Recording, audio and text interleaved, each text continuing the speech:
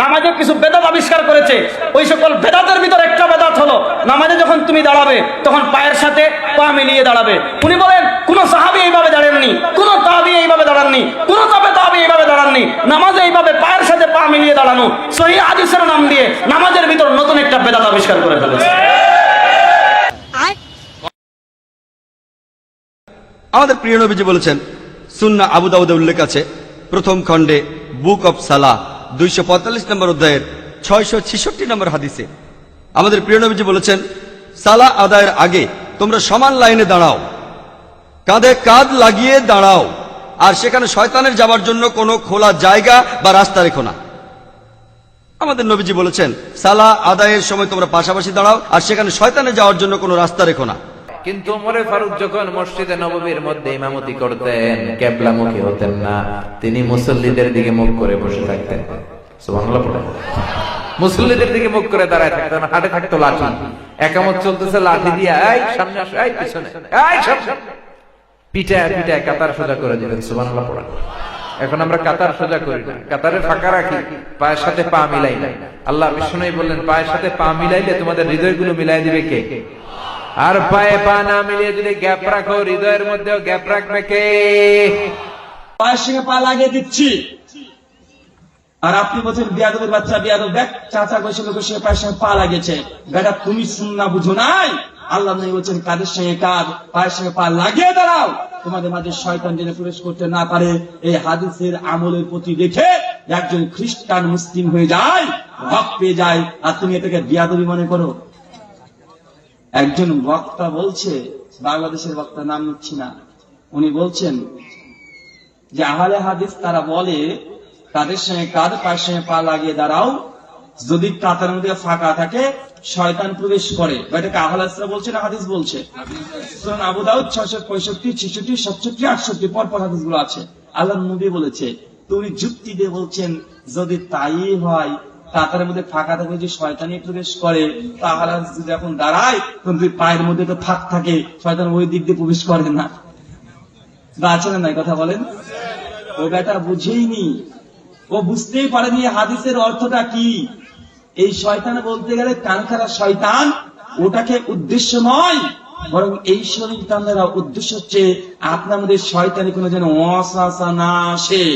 মানে আমি একজন রাখাল, আমার পাশে এসেছে আপনাদের এলাকার মিওয়ার যখন সালাত আদায় করতে দাঁড়িয়েছে, আর আপনাদের এলাকার রাখাল যে আছে গরু চালায়, ও মসজিদে ঢুকে গেছে, কাদের সঙ্গে কাঁধে পায়ের সঙ্গে পা লাগিয়ে দিয়েছে।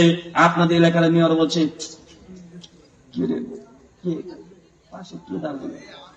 কে দাঁড়ালো? এই রাখাল মানুষে দাঁড়ালো, মানে কেমন যেন অন্তরটা করছে, কথা বুঝতে পারছেন?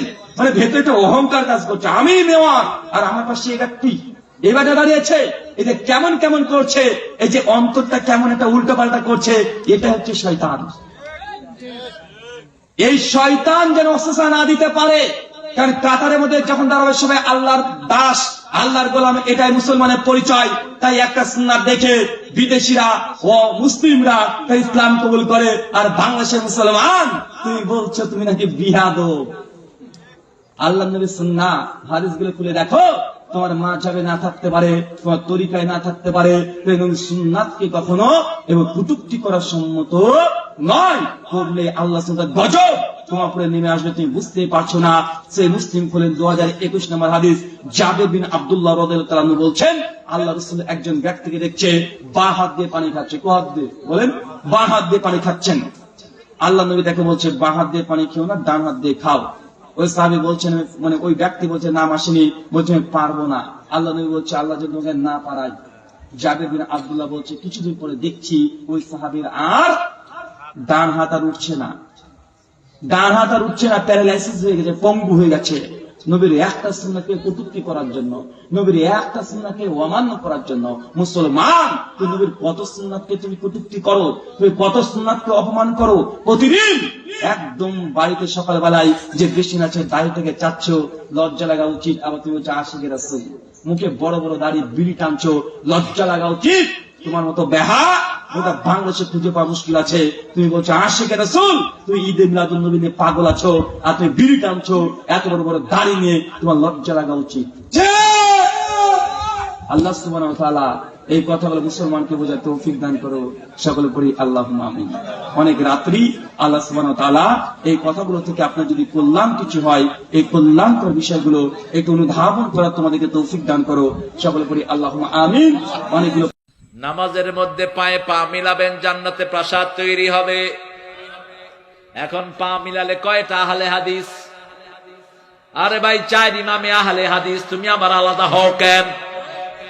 সব ইমাম আহলে হাদিস, তুই আলাদা হইলি কেন? হাদিসের বাহিরে কোন ইমাম নাই, একজন ইমামও নাই হাদিসের বাহিরে, তুমি নিজেকে আলাদা ভাবো কেন?